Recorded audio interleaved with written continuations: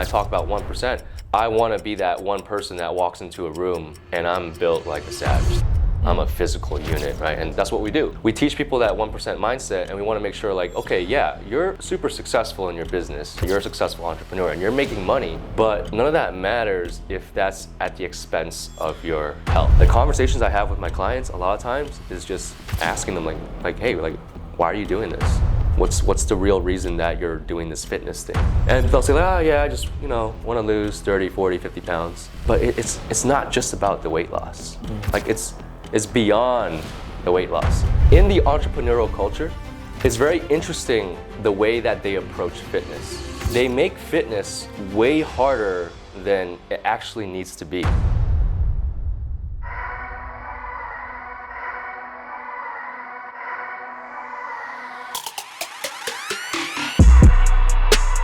Welcome to the Honor Pursuit Podcast. We need 6, 7, 8, even 9-figure entrepreneurs, founders, creators, people that are moving and shaking. Today we find ourselves in Orlando, Florida. I think I kind of like Florida. Yeah, I'm you should move here, bro. Often, right? I think I might move here. But we're in Orlando, Florida, and with an amazing gentleman. I had the privilege to connect with him prior to, and then we found out there's a couple of mutual friends that we got, like Absolutely. 3 or 4 people, right? Yeah. So what they say about that, right? The people that you connected to, you're like a sum of, right? And even though we just, learn about each other now, I would say, and, 3 or 4 people you're connected to are all good people that are doing real stuff. Exactly. So it's more so like the company you keep. Yeah, right? for sure. But this individual, he helps people with their mindset. He helps people get right in the world. If you're a high achieving entrepreneur and you just have not found that other level, right? What is that other level? It's on the inside, but it's also on the outside, right? And you're looking to achieve that. This is the gentleman that's going to help you take it to the next level because he's already helped hundreds of people, right? So Hagan Wong, welcome to the podcast, man. Thank you, sir. Yeah. Thank you. 100%, man. So I got to start off with this. What is a 1% transformation? So I talk a lot about the 1% because I feel like nowadays society loves to celebrate the average. They love to be mediocre. So when I talk about the 1%, it's more of like a mindset. Yeah. And if you just walk around in everyday life, like you go to the supermarket, you go to the airport, and you just look at people. Yeah. Like I'm biased because I'm a fitness coach, right? This is what I do. But just most people are just kind of just like soft and flabby. Like I'm not saying you have to. We say soft and flabby. Are you talking about the way they approach things or how they actually carry themselves and how they look? Both, right? They're literally soft and flabby on the outside physically, which is probably because they're soft and flabby on the inside mentally, right? And you just walk around and you look at these people and they're just like, just kind of mediocre, right? So when I talk about 1%, I want to be that one person that walks into a room and I'm built like a savage, like I'm a physical unit, right? And that's what we do. We teach people that 1% mindset, and we want to make sure like, okay, yeah, you're super successful in your business or your career, or you're a successful entrepreneur and you're making money, but none of that matters if that's at the expense of your health, and not just your health, but like your body and your aesthetics and how you look, because how you look definitely interacts with how you present yourself to the world and how you interact with other people, right? So, I come from a fitness background, and instead of just kind of working with like just the general population, which I do as well, I've kind of just naturally started working with more like entrepreneurs and business owners because I myself am an entrepreneur and business owner, and they resonate with my message. I get a lot of hate at the same time, but people who resonate with my message are my most loyal clients. And they resonate with everything that I'm talking about when it comes to the 1% and achieving like you're winning at life, and you can't be winning if you're not winning at your body first. That's what I think. Okay, so I got a couple things. First, what is the 1%, right? Let's establish that a little bit, right? Because the reason why I feel like it's important, more people need to know what the hell it is. What is that 1% when we're talking about you in life? Because maybe some people might be 1% right now, but have no idea. They could be earning a certain amount. They could be approaching life a certain way. They can have certain principles and morals and just the way that they kind of go about living, right? So how would you break down what 1% is? I would say, honestly, if you're on any type of entrepreneurial pursuit where you're making more money than the average person is making in society. So in America, hold on. What is the average income? Like what, 30 grand a year, 40 grand a year? Let's see in real time. I'm checking in real time, y'all. Yeah. So okay, United States. Let's see, United States. Average. I think it's like 30, 40. What's that? We do like average salary. Average income. Yeah. 59,000. 59,384. All right, I was wrong. 59,384. Yeah. As of quarter 4, 2023. Yeah. So if you really wanted to put it into the statistics, I mean, the top 1% are like 7-8 figure entrepreneurs, right? So my whole philosophy is like, okay, you can get to that level, right, in your finances, in your business, in your career, but if you're sacrificing your health and your physique at the expense of that, then you're not really in the 1%. But that's just me personally. That's my philosophy, right? So what I do is I teach people, okay, you can have all that. That's good, right? But what about your fitness? What about your physicality? What about your health? And the biggest thing is that fitness for entrepreneurs, I go to a lot of networking events, right? I meet a lot of business owners. I meet a lot of other successful entrepreneurs because I'm trying to grow my own business as well. And it's very interesting the way that they approach fitness, okay? Because in the entrepreneurial culture, it's always like, okay, hard work ethic, the hustle culture, grinding, which I'm all for, right? Nothing wrong with that, right? But sometimes, actually most of the time, they make fitness way harder than it actually needs to be. So what do you mean? What do you mean by that? I'll explain. So when they do fitness, you'll see them do crazy stuff like these 6-week challenges, like 75-day hard, stuff like that. And by the way, I made a video about this a couple weeks ago. I'm not shitting on Andy Frisella or the 75. You made a video about that? Yeah, I did make a video about that. Yeah, you can check that out. Yeah. I'm not shitting on Andy Frisella. I'm not shitting on 75-day hard. Yeah. I'm just shitting on these programs and these sprints that people do. They'll do like these 6-week challenges. They'll do like these 30-day water fasts. And they're doing all these challenges because they want to prove to themselves that they're mentally tough. But the reason that they got into that challenge or wanted to do that in the first place was because they wanted to get in shape. They wanted to have that elite level physique. But somewhere throughout that journey, they realized that it was too difficult to maintain that for the long term. So then they changed their goalpost. They're like, I can't do this. I'm just going to do the 75-day hard. Because they think that if they do that, if they complete it, then they get bonus points. And it's like they win at something. They prove to themselves that they overcame something. But fitness isn't something that you ever complete. And it's not something that you can like just do one time. That's a fact, It's something that you have to maintain for the rest of your life. 100%. Right? But unfortunately, for marketing's sake, like I can't market on camera and be like, yeah, you're gonna get shredded in 90 days. You're gonna achieve an elite level physique in 16 weeks. Like if you have 50 pounds to lose, that's impossible. But I have to say stuff like get shredded in 90 days.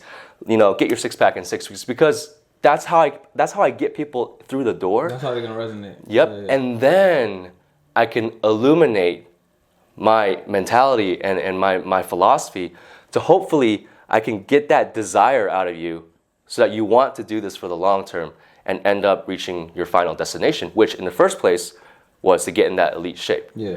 But a lot of people, they struggle to admit that, to get that true desire out of them, which is why one of my core values in my company, step number 1 is just being honest with yourself. Like tell yourself the truth. Like look at yourself in the mirror and ask yourself like, hey, am I like really happy with how I look in the mirror with my shirt off? Most people, like they're not willing to admit that. And if you can't admit that, then how are you going to do the right things to change? Yeah, that's a fact. Right? Yeah. So the biggest things, especially for successful entrepreneurs and business owners, because their egos are really, really high, which is great. Like I'm all for self-confidence and being confident in what you do. But if you're not going to admit to yourself that, hey, like I'm just mediocre in my physique, well then how are you going to get to that next level?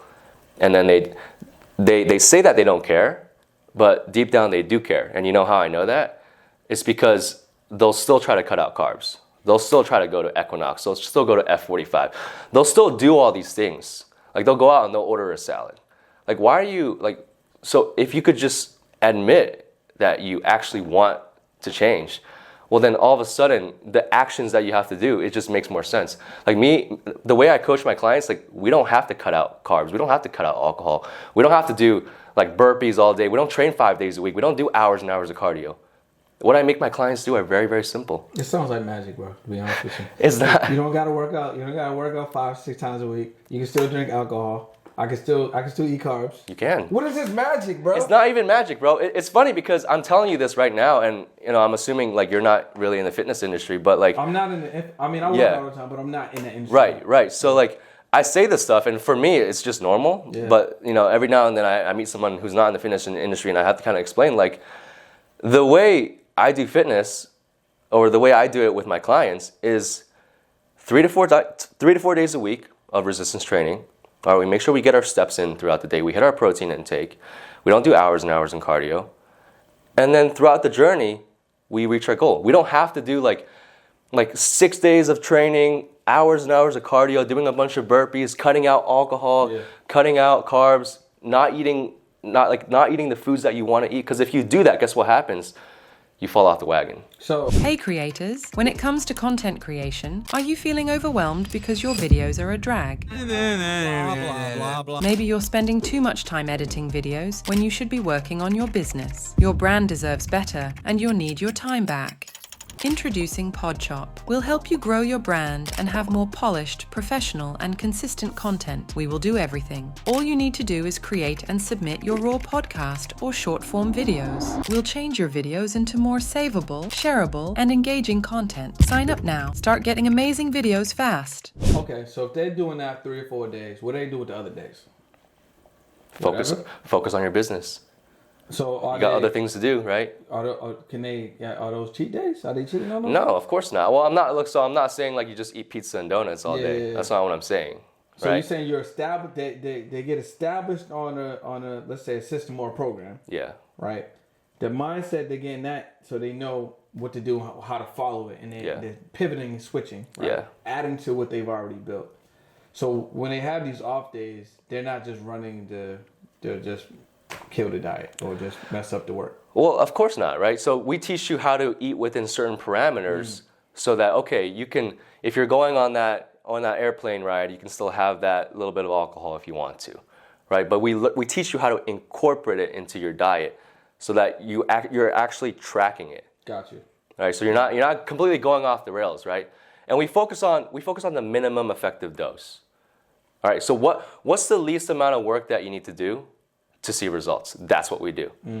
Because here's the thing, right? Like, I mean, you yourself, you were working the whole day today, right? You don't have time to spend 2-3 hours in the gym. No, I would normally probably do what I normally do is like an hour. Yeah, like an hour, exactly. Hour 30, depending on the workout. And that's totally fine. You got to get in and get out. Like I'm like, even though I'm a fitness coach, I come from the fitness industry. I don't want to be in the gym the whole day. You know what I mean? Maybe like I used to, but now not anymore. Like I just want to do what I need to do to stay in shape. Gotcha.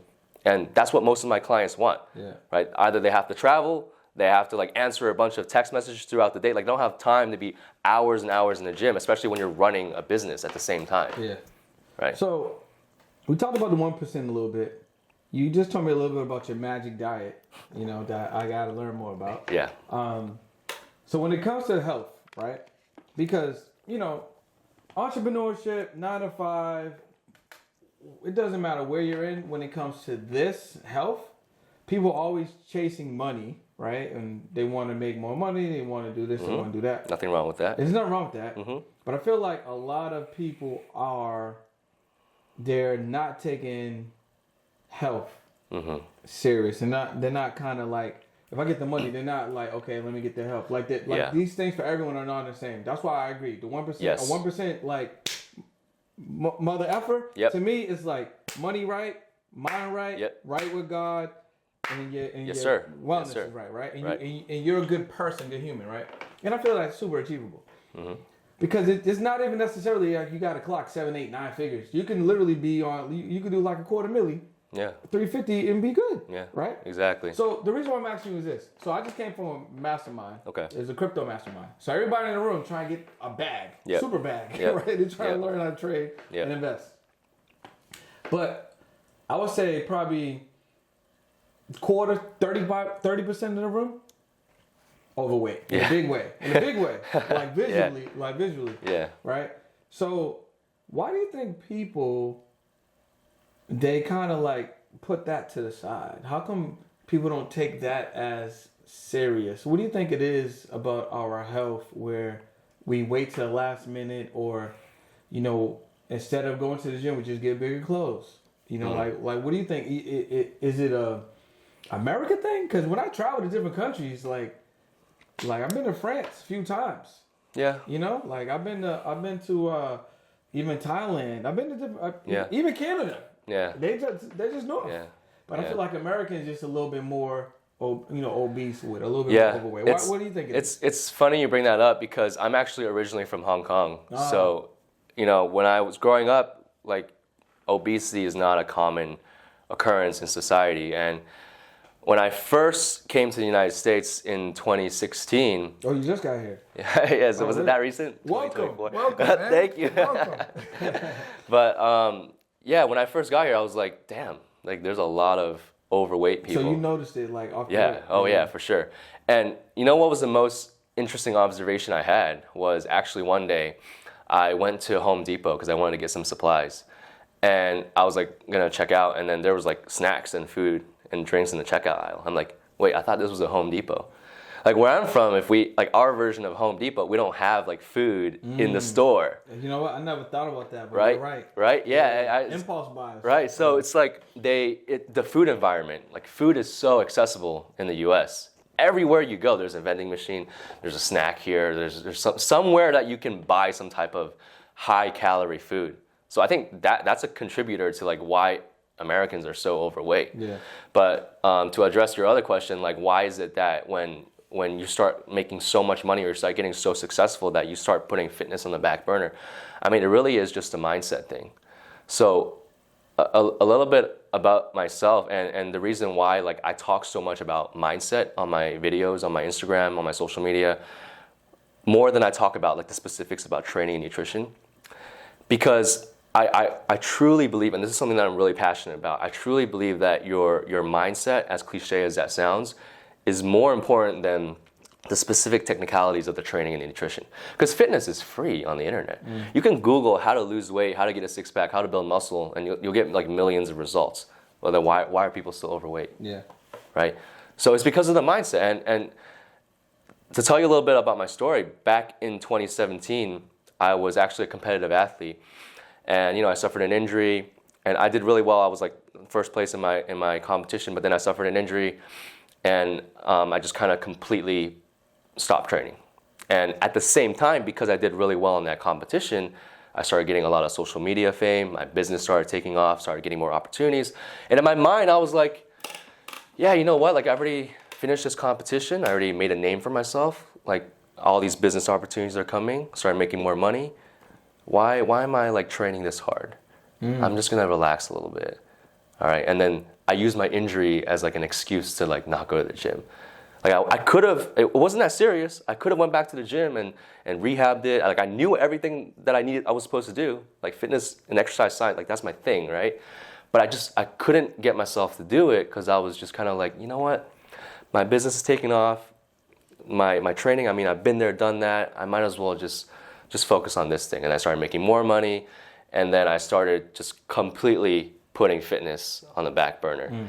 And the biggest thing was throughout that journey, it was really, really hard for me to get myself to admit that I put fitness on the back burner. Oh wow. Yeah. So that was the biggest thing, right? That so being honest with yourself. Yeah, exactly. Which is why that's core value number one with my company, right? Because I wasn't honest with myself. Right, I would like wear bigger shirts. I didn't want to go outside as much because I was like, I don't want to. I was a little bit embarrassed inside, but I would just kind of cover it up, and I wasn't just being 100% honest with myself. And at the same time, I had a newborn daughter and my wife, and it wasn't until one day my wife came up to me and she was like, "Damn, Hagen, like, what happened to you? You used to be this super jacked and strong." Like, you're not the guy. Yeah. You're not the guy. Yeah. I was dating. Exactly.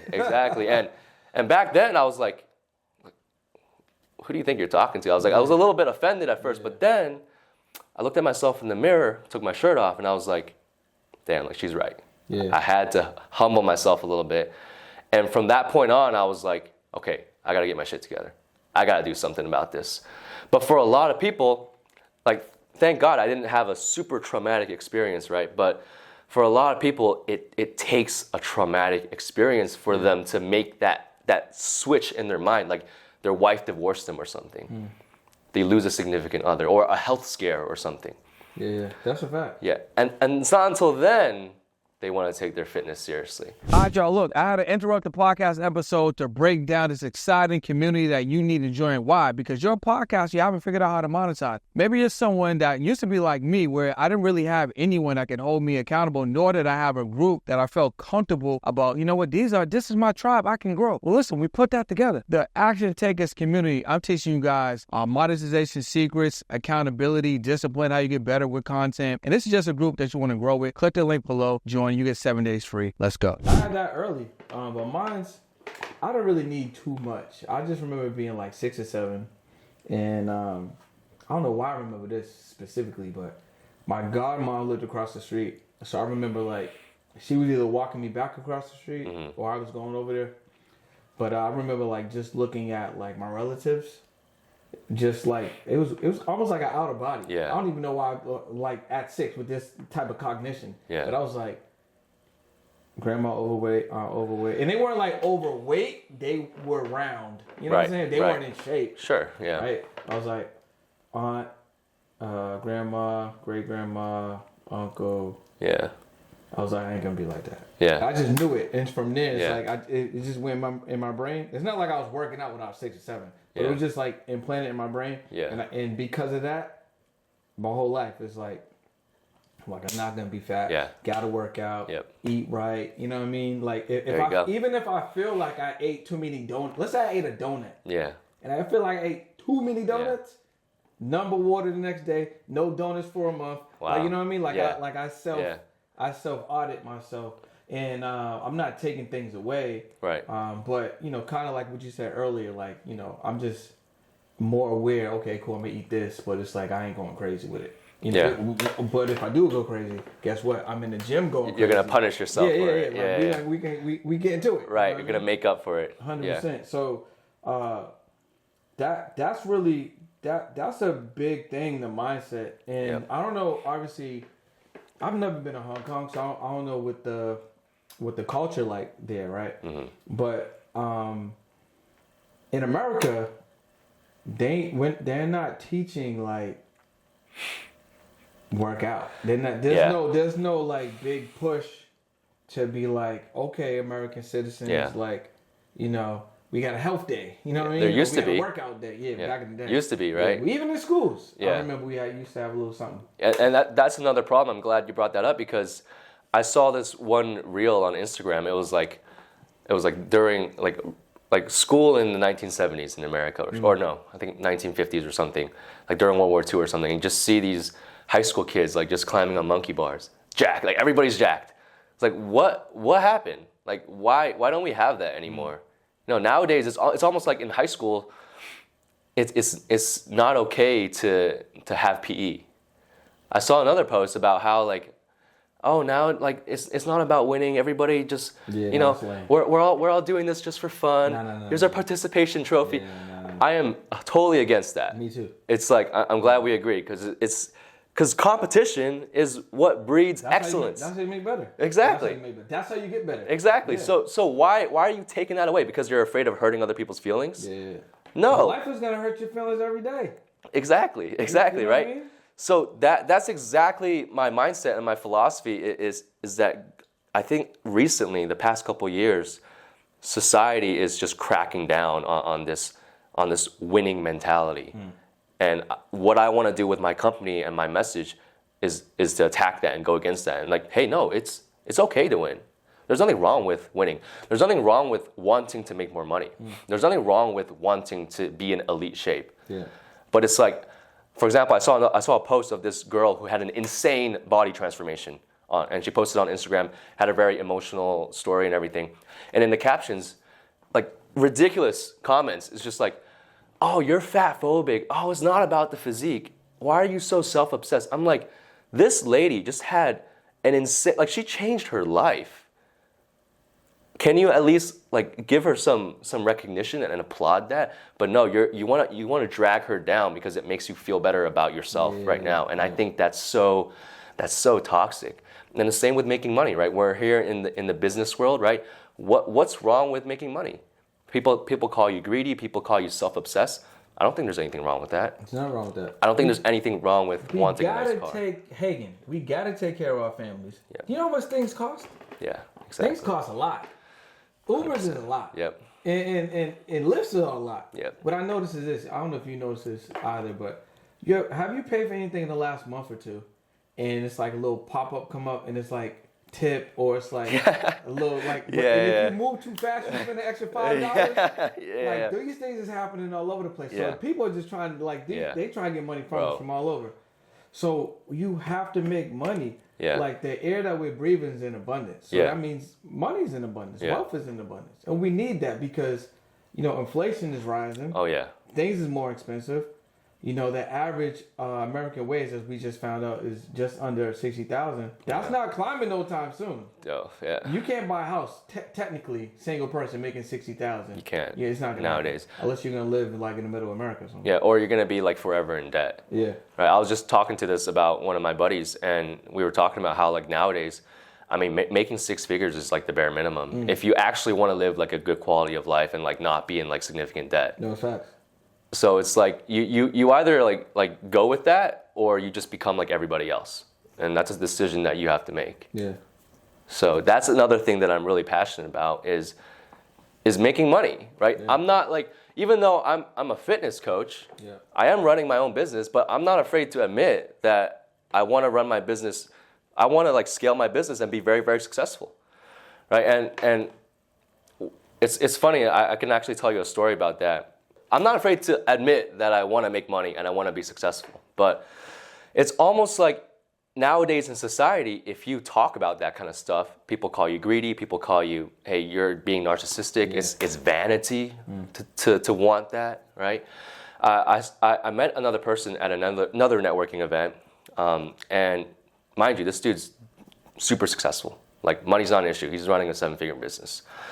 And he rented a car when he was like local, and he made a social media post, and he was like, yeah, I wanted to rent this car, and we just got the cheapest car because I don't tie my identity to the car. It's not about like the flashy car. Like other business owners, entrepreneurs are gonna come in with their Rolls Royce, Bentley, whatever. For me, it's not about that.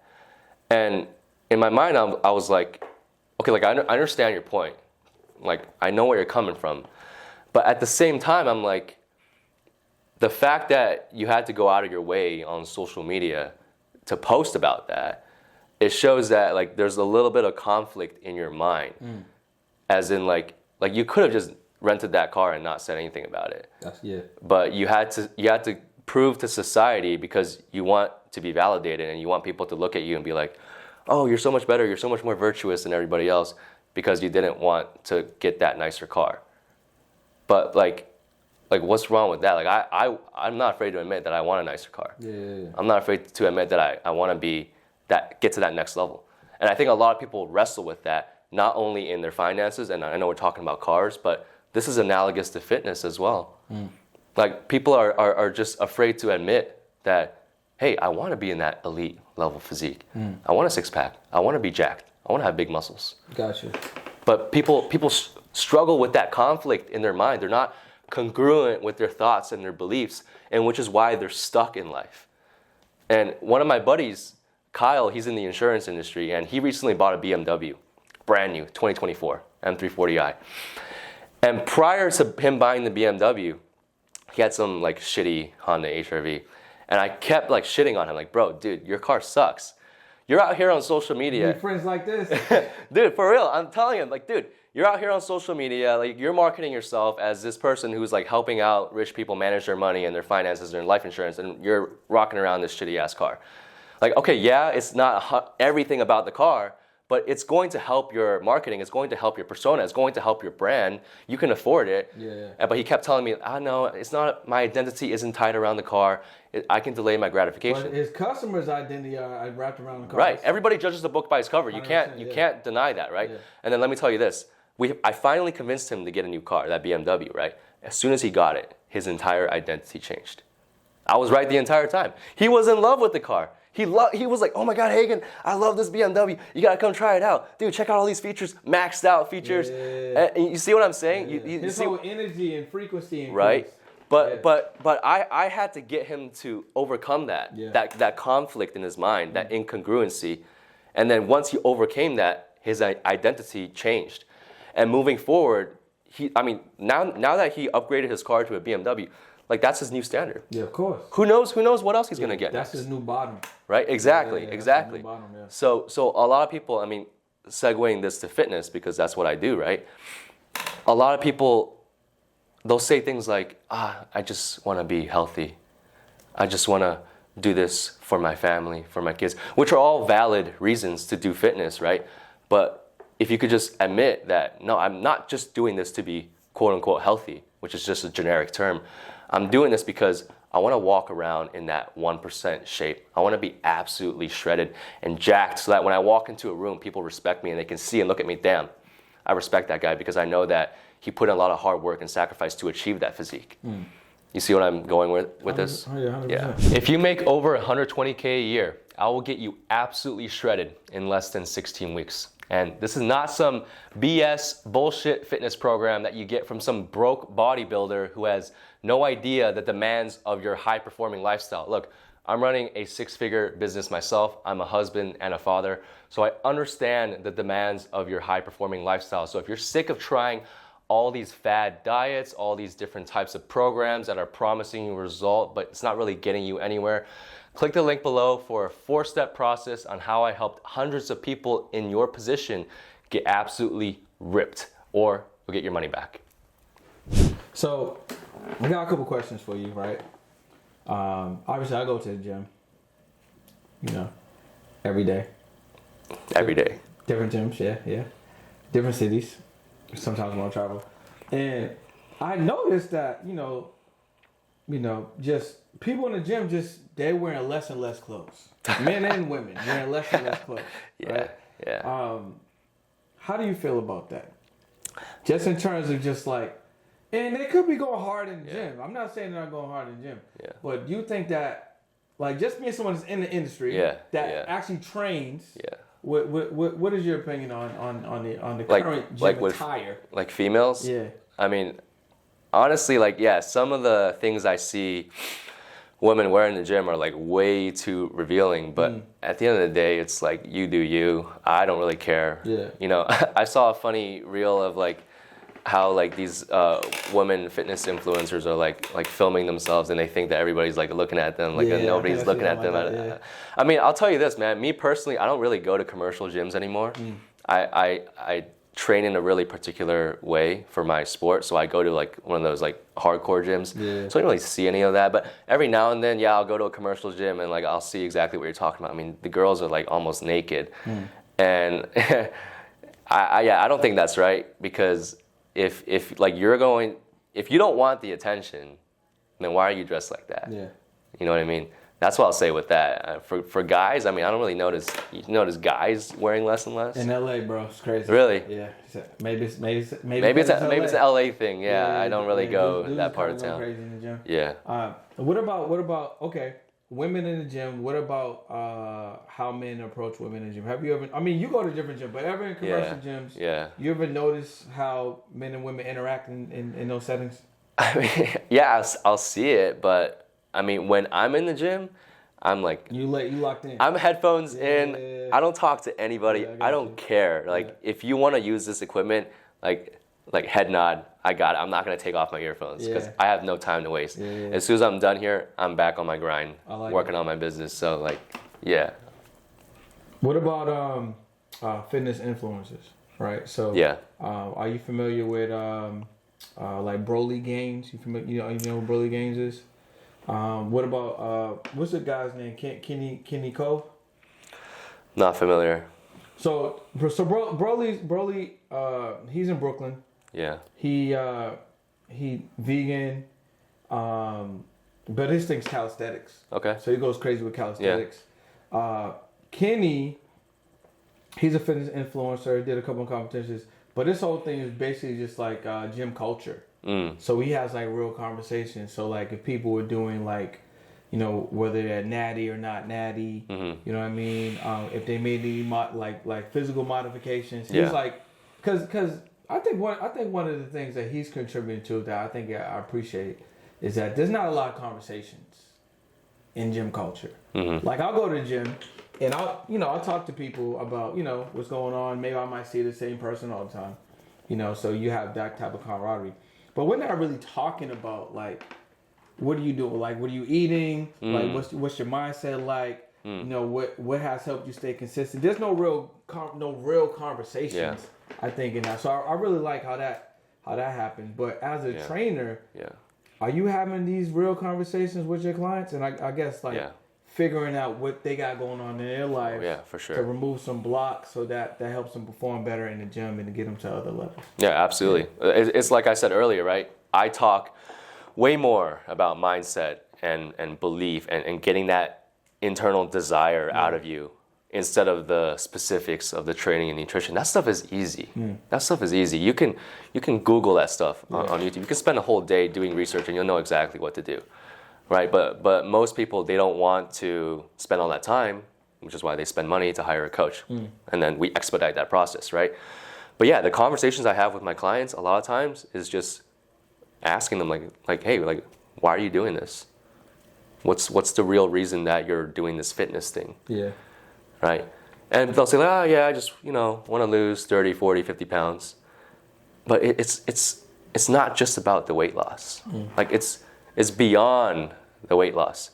Right? But people say that because that's what they think that they want because they're overweight. But yeah, once you lose the weight, then what happens? All right, you're still mediocre. Yeah. You're still soft and flabby, right? You don't have that muscle definition that you want.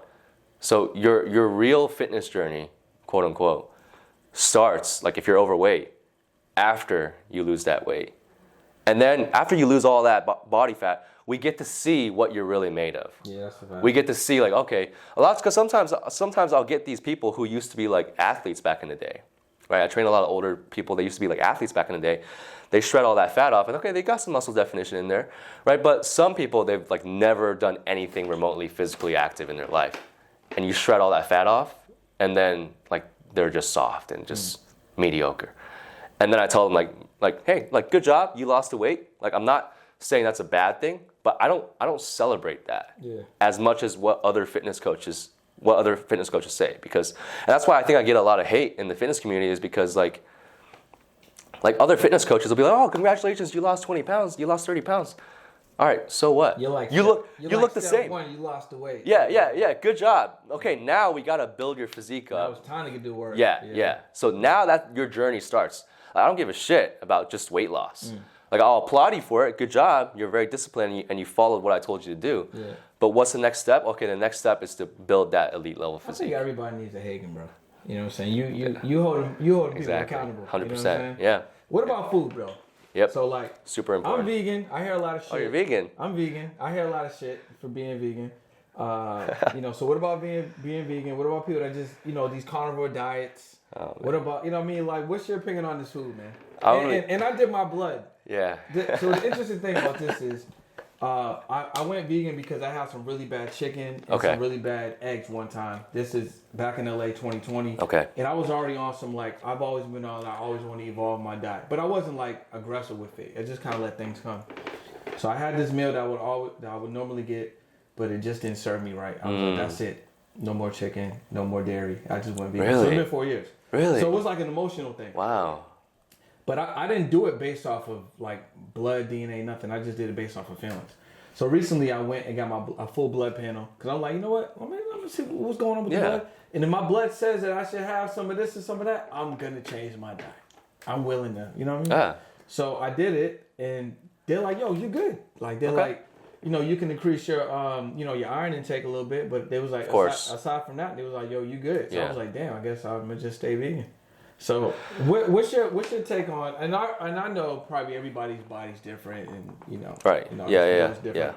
But what's your take on like hardcore carnivore diets, and then vegan diets? Yeah, I mean, I'll be 100% honest with you, man. I'm not a fan of like vegan diets or plant-based diets, but at the same time, I understand that it works for some people. Like it's not like at the end of the day, all you need, like what do people with plant-based diets? He's shitting on my diet.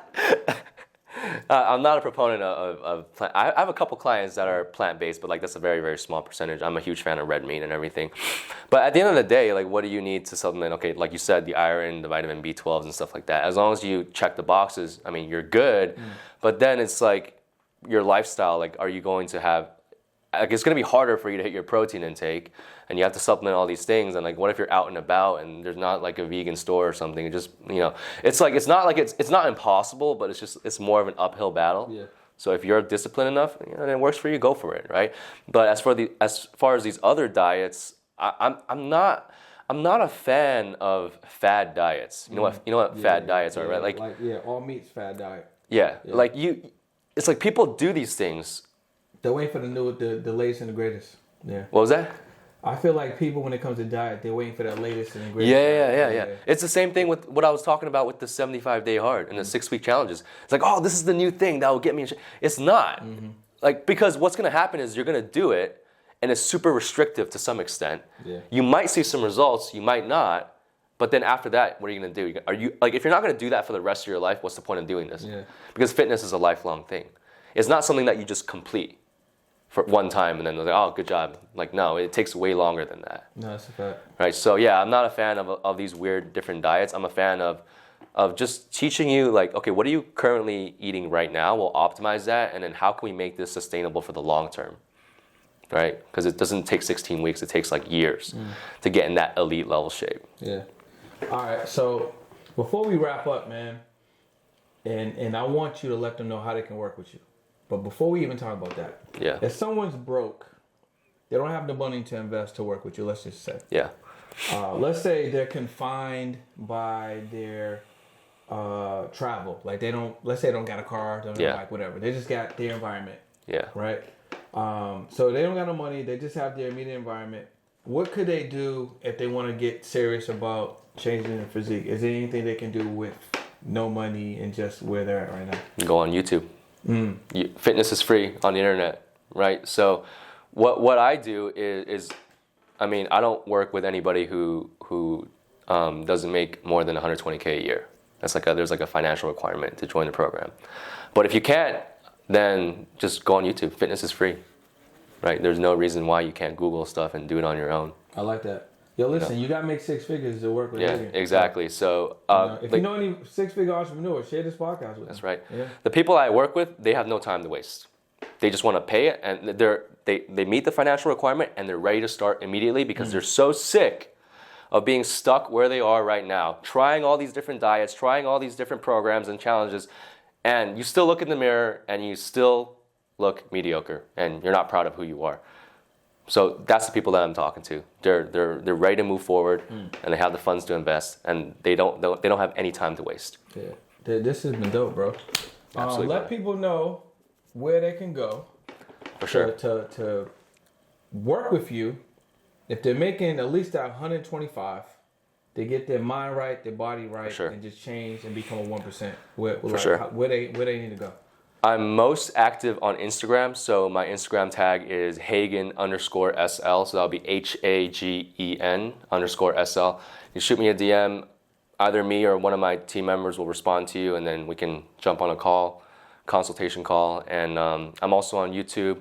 Just look at my name, Hagan Wong. You'll find videos of me training in the past, in my competitions and stuff like that.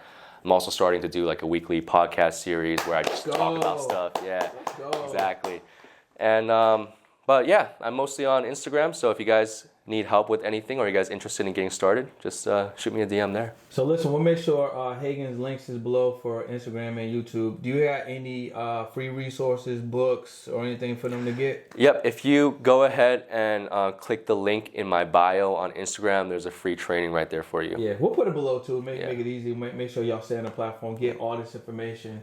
So listen, it's been another episode of the On the Pursuit podcast. That's Hagan Wong, and he wants to make you a 1%, like the best in your life. So make sure you tap in and share this podcast out with a couple people, especially if you know there's some people that you want to have an impression on and have their lives change.